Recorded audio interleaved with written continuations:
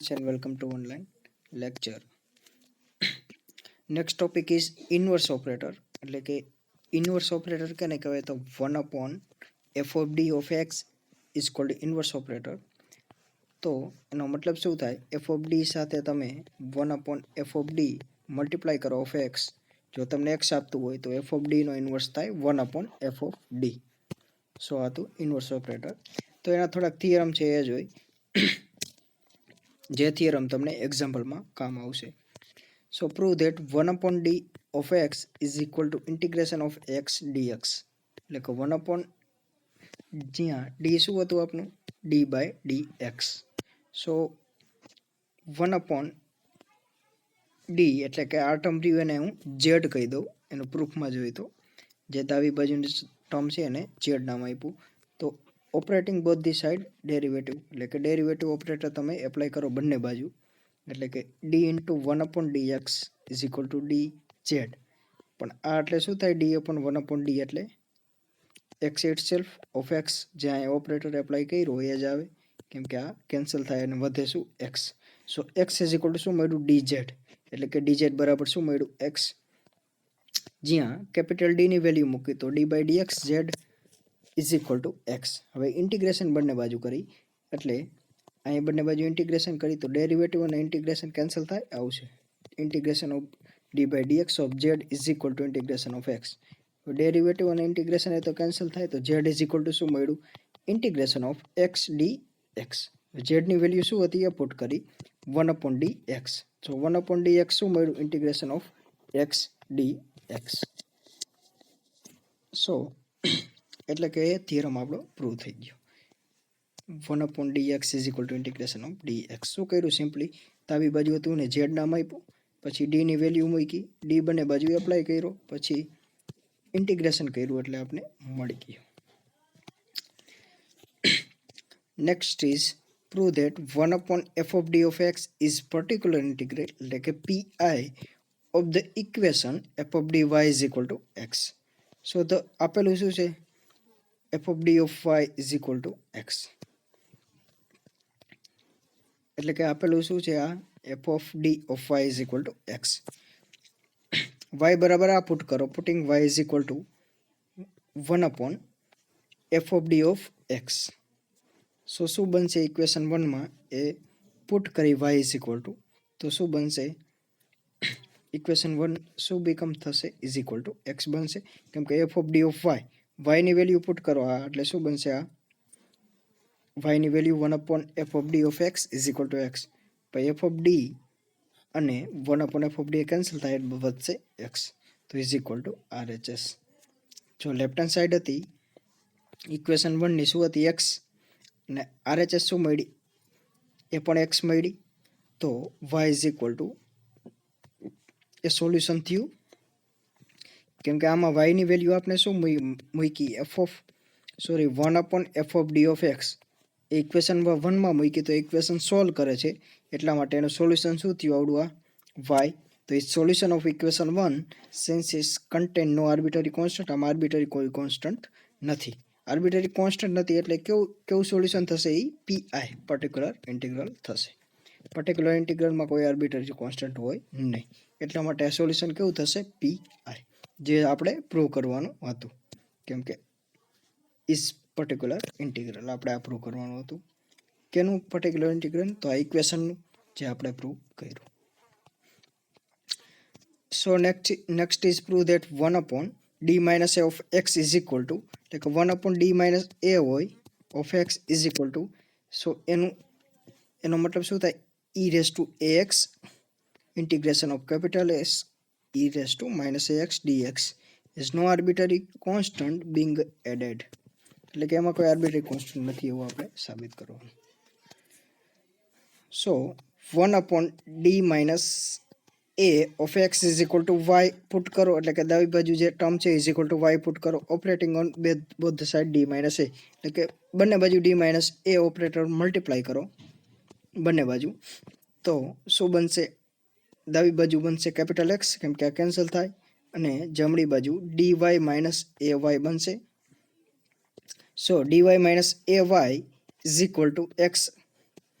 So D ની value put કરો તો dy by dx minus ay is equal to x આ બનશે. તો ધીસ ઇક્વેશન ઇઝ લિનિયર. આ ઇક્વેશન કેવું છે? લિનિયર. તો એનું સોલ્યુશન શું થાય? Integrating factor. એટલે કે ઇન્ટિગ્રેટિંગ ફેક્ટર શું બનશે? e raise two integration of p dx. અહીંયા p શું છે? y નો કોએફિશિયન્ટ એટલે minus a. So e raise two integration minus a dx. એનું ઇન્ટિગ્રેશન શું થાય? Integration minus a dx. Minus A constant, integration 1 નું થાય x. So minus a x. તો it is solution given by, અને આનું final solution શું થશે? y ઇન્ટુ ઇન્ટિગ્રેટિંગ ફેક્ટર જે આપણે મળ્યો e raise to minus a x is equal to q આવશે. અહીંયા ક્યુ શું છે? Capital x. એટલે ઇન્ટિગ્રેશનની અંદર એક્સ આવશે ઇન્ટુ ઇન્ટિગ્રેટિંગ ફેક્ટર એટલે e raise to minus x. So x into e raise to minus x dx. That is implies એટલે કે આનું ઇન્ટિગ્રેશન કરો એટલે શું બનશે? y ઇઝ ઇક્વલ ટુ આ સામેની બાજુ લઈ જાઓ તો આ સાઇન નેગેટિવ છે તો પોઝિટિવ થઈ જાય. તો y is equal two e raise two x integration capital X e raised to minus ax dx. That is our particular integral. એ જ આપણે પ્રૂવ કરવાનું હતું. એમાં કોઈ આર્બિટરી કોન્સ્ટન્ટ છે નહીં. So method 1, factor to obtain the particular integral f of d of y is equal to x. So suppose f of d is equal to d minus m1 dy minus m2 up to d minus mn. તો then y is equal to 1 upon f of d of x. તો particular integral શું થાય?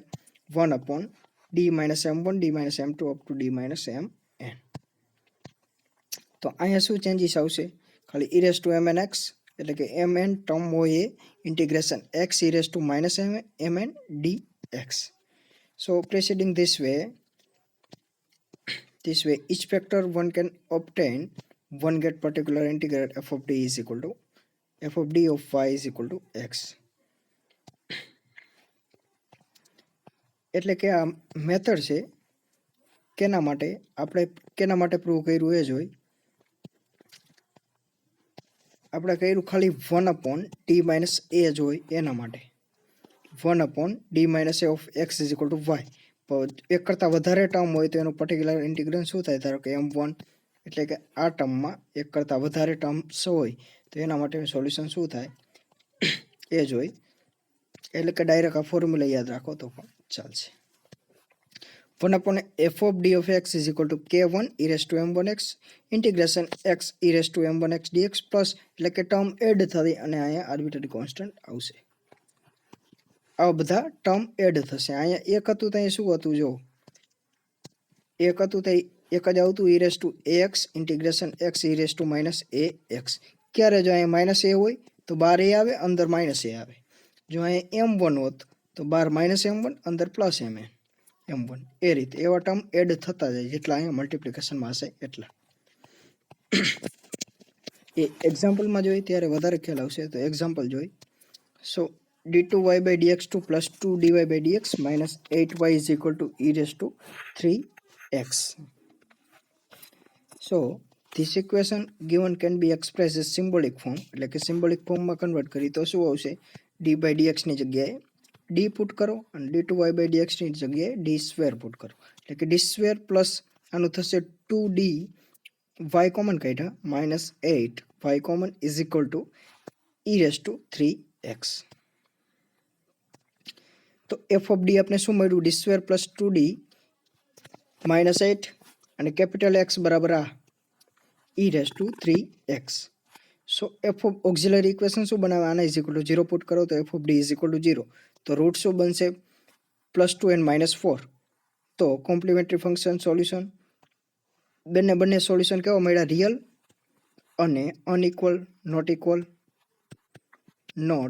Equal. તો એનું solution શું બને? c1 e raised to m1x plus c2 e raised to m2x. So complimentary function મળી ગયું. m1 અને m2 ની વેલ્યુ પુટ કરો જે 2 અને -4. એવું જરૂરી નથી કે આને જ તમે m1 લ્યો આને તમે m2 લ્યો, તમે ઇન્ટરચેન્જ કરી શકો. જવાબ સેમ જ આવશે. c1 નો કોએફિશિયન્ટ જુદો આવે, c2 નો કોએફિશિયન્ટ જુદો આવે. એ બંને સોલ્યુશન થશે. હવે પર્ટિક્યુલર ઇન્ટિગ્રલ ફાઇન્ડ કઈ રીતે કરવું? અત્યાર સુધી આપણે અહીંયા 0 હતા એવા એક્ઝામ્પલ સોલ્વ કર્યા હતા. પણ અહીંયા શું છે? e raised to 3x. એટલે અડધી મેથડ તો સેમ જ થશે. કોમ્પ્લિમેન્ટરી ફંક્શન ફાઇન્ડ કરવાનું સુધી અહીંયા સુધી. હવે નીચેની મેથડ આવે છે પર્ટિક્યુલર ઇન્ટિગ્રલ ફાઇન્ડ કરવા માટે. એટલે કેપિટલ એક્સ બરાબર શું હતું? e⁻³ અને જે એ કઈ રીતે ફાઇન્ડ કરવું એ જોઈ. સો પર્ટિક્યુલર ઇન્ટિગ્રલ કઈ રીતે ફાઇન્ડ થાય? 1/f(d) of x. પણ f(d) જો આપણે શું મળ્યું? f(d) બરાબર d² + 2d - 8 અને કેપિટલ એક્સ એટલે e⁻³ એ બંનેની વેલ્યુ પુટ કરી તો આપણે પર્ટિક્યુલર ઇન્ટિગ્રલ આપશે. એટલે 1/f(d) એટલે d - 2 × d + 4 × x એટલે e⁻³ હવે એને આ રીતે પણ લખી શકાય. એટલે કે આને કૌંસમાં લખ્યું અને આપણે આગળના થિયરમમાં જોયું 1/d + 4 એટલે કે 1/d - a e⁻ax સાથે કમ્પેર કરી તો એનું સોલ્યુશન શું થાય? આવડું આ અહીંયા +4 છે તો બહાર શું આવશે? -4 d + a અહીં -a હતું તો બહાર શું આવતું? પ્લસ ઇન્ટુ e⁻³ ના e⁻³ આ એમને એમ રહેશે ઇન્ટુ અહીં શું છે? +4 બહાર છે +4 તો અંદર આવશે, અંદર પણ +4 કેમ કે અહીંયા જે સાઇન હોય d +4 છે તો બહાર આવશે d -4 અને અંદર જે +4 છે તો અંદર +4 જ આવશે. એ રીતે તમે યાદ રાખી શકો. સો d - 2 e⁻⁻4x integration e⁻³ e⁻4x અહીંયા માઇનસ પ્લસ e⁻4x × dx. એ કઈ રીતે આવ્યું? તો આ ફોર્મ્યુલા નોટ કરી લેજો. 1/d - a of x જે આગળના થિયરમમાં આપણે પ્રૂવ કરી. e⁻x = integration x e⁻−ax dx. એટલે કે એની સાથે તમે આ કમ્પેર કરો તો તમને શું મળશે? આ સ્ટેપ મળશે. હવે 1/d - 2 e⁻⁻4x ઇન્ટિગ્રેશન અહીંયા મળશે e⁻3x × e⁻4x e⁻3x × e⁻4x આનું શું થાય? e⁻3 + 4 of x એટલે 4 + 3 એટલે 7 એટલે ઇન્ટિગ્રેશન ઓફ 7x. સો એનું ઇન્ટિગ્રેશન કરી એટલે શું આવશે? e⁻7x નું e⁻7x / 7. હવે એને સિમ્પ્લિફાય કરીએ એટલે 1/7 બહાર આવે e⁻4x અને e⁻7x આનું શું થાય? e⁻3x. સો વળી પાછી ફોર્મ્યુલા યુઝ કરો. આપણે ટર્મ મળ્યા 1/7 1/d - 2 e⁻3x. વળી પાછી ઓલી ફોર્મ્યુલા યુઝ કરો તો અહીંયા -2 સાઇન ઇન્ટિગ્રેશનની બહાર આવશે +2x e⁻3x ના e⁻3x અને અહીંયા -2 છે અંદર શું આવશે? e⁻2x. તો એને સિમ્પ્લિફાય કરો એટલે 1/7 e⁻2x ના e⁻2x e⁻3x × e⁻−2x એટલે આ મળશે e⁻x. e⁻x નું ઇન્ટિગ્રેશન e⁻x. સો e⁻2x × e⁻x એટલે e⁻3x. સો પર્ટિક્યુલર ઇન્ટિગ્રલ મળ્યું તમને. શું મળ્યું? 1/7 e⁻3x. આ ફાઇનલ પર્ટિક્યુલર ઇન્ટિગ્રલ મળ્યું. કોમ્પ્લિમેન્ટરી ફંક્શન શું હતું અને ફાઇનલ સોલ્યુશન શું મળશે? Complete solution of the given equation is given by y = complementary function plus particular integral. Complementary function શું મળ્યું? c1 e⁻2x જે આપણે અગાઉ ફાઇન્ડ કર્યું હોય c1 e⁻2x plus c2 e⁻4x plus particular integral મળ્યું આપણે 1/7 e⁻3x. એ તમે બંને એડ કર્યું એ તમને ફાઇનલ સોલ્યુશન આપશે. એટલે કે આ ફાઇનલ સોલ્યુશન મળી ગયું. અહીં એક્ઝામ્પલ થઈ ગયો પૂરો. So for this example, particular integral can be also obtained by using particular function. એટલે કે આ રીતે પણ ફાઇન્ડ કરી શકો. અહીંયા બીજી મેથડ આપેલી છે પણ એના જેવી જ છે સેમ, જ્યાં આ ફોર્મ્યુલા યુઝ થાય છે એ તમે જોઈ શકો છો. એટલે કે આ રીતે પણ યુઝ કરી શકો. તમે અહીંયા મલ્ટિપ્લિકેશનમાં છે તો એને આ ફોર્મમાં લખી શકો. શું લખ્યું? 1/d - 2 × d + 4 એને તમે આ રીતે લખી શકો 1/d - 2 -1/d + 4.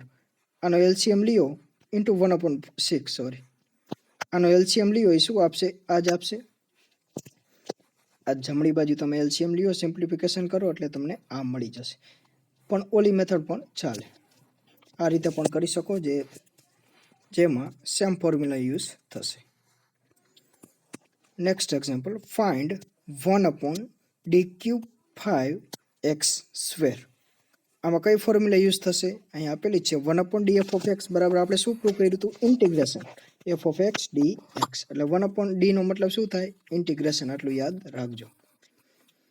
સો પ્રૂવ શું કરવું? વેલ્યુ કેની ફાઇન્ડ કરવાની? 1/d³ 5x². સો 1/d², 1/d³ ને આ રીતે લખાય 1/d² into 1/d. તો 1/d 5x², એટલે એનો મતલબ શું થાય? ઇન્ટિગ્રેશન. આ ફોર્મ્યુલા મુજબ ઇન્ટિગ્રેશન 5x² dx. સો 5x² નું ઇન્ટિગ્રેશન શું થાય?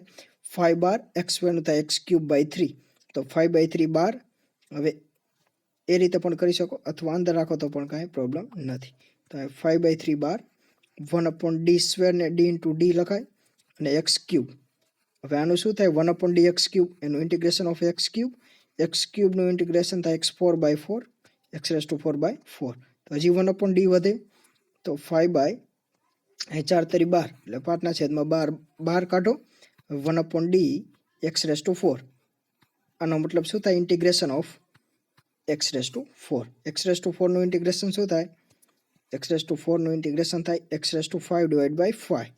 તો બાર શું હતું? 5/12 અને મળ્યું શું? x5/5. તો આ ફાઇનલ આન્સર શું મળ્યું? x⁵/12 into 5. અચ્છા, 5 કેન્સલ, વૈતા 12. તો x⁵/12. તો આ તો final answer canoe? 1/d³ of 5x². એટલે કે આ કોઈ પણ ફંક્શન આપે તો તમે કરી શકો. શું કરવાનું? 1/d ની જગ્યાએ તમે ઇન્ટિગ્રેશન પુટ કરી શકો. જે આપણે થિયરમમાં જ પ્રૂવ કર્યો હતો એ રીતે 1/d ના જે ફંક્શન હોય તો ઇન્ટિગ્રેશન કોનું કરવાનું? આ જે ફંક્શન હોય એ f(x) dx. તો એ કોઈ પણ ફંક્શન આપે તો તમને હવે આવડે. સો થેન્ક્સ ફોર વોચિંગ.